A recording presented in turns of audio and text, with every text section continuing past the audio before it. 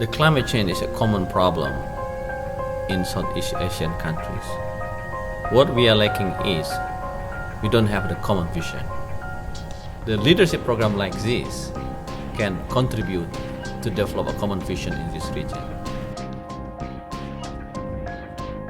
We cannot deal with the climate is individually or just a country alone. It's require a very good network.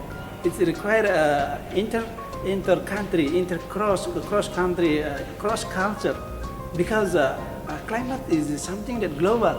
It is not recognized a boundary of administration, political boundary, but we have to put together our idea, our willingness, our dedication to do something for people. So I think like the challenges we're facing in climate change, they're complex and we face a high level of uncertainty. I think the question is here, so how can we manage and nourish leaders that make change happen? So what we're trying to address here is what kind of leaders and leadership would we need to make transformations happen needed for addressing, finding innovative and new solutions to problems of climate change. Leadership is about imagining a future and taking actions today. So we have basically two processes. One is about visioning, collective visioning, co-creating a vision. The second is about scenario thinking, scenario planning. Scenario thinking is about identifying driving factors and then to agree together what are the trends and what are the driving forces and how will the future look in 20-30 years if we don't change anything. And if we change things, what will be the other scenario?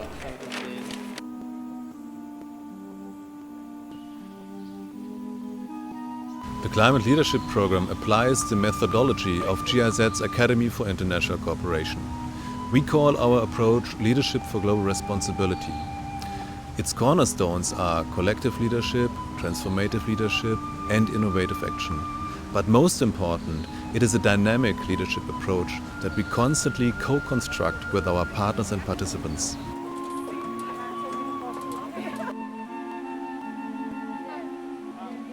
In this climate leadership program, there are three important things. One is to reflect about the past, to imagine the future, but also to sense the field. Now we are going to the field to have interactions, dialogue with the people from your community and to reflect about their challenges and the solutions and what they are doing in facing climate-related challenges. So this interaction with the different stakeholders, I would say that is one of the most important aspects of leaders, to be in direct contact, not only to process second-hand information. Pengen membangun pengelolaan sampah biar masyarakat yang tinggal di bantaran sungai itu tidak membuang sampahnya ke sungai biar dikelola. Climate leadership program is very important for Southeast Asia countries because Southeast Asia is one of the most vulnerable countries. The impact of climate change will be very serious in this region. So through this climate leadership program, we're trying to develop a collaboration, collective action among the member countries, not within one sector but also multi-sectoral. We bring business people, NGOs, academicians, government, how we can create together an innovative action that can bring Asian countries to be more resilient to face the problem of climate change.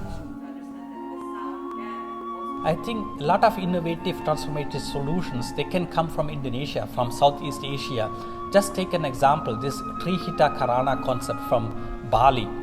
That means if you do take any kind of action, try to pay respect to spiritual powers, but also respect to human beings, but also respect nature.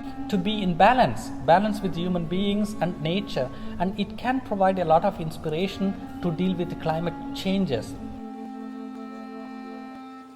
The global challenge is actually changing perspective, mindsets. Probably people from the north is too adaptive of the way how people seeing them as multi-power, supremacy and everything. But they don't know that people in the south are actually getting more advanced in this, and they have certain capabilities that are never been recognized. But now they have to understand that people from the north must know we people in the south are actually experts of our own environments, and you have to listen to our opinions.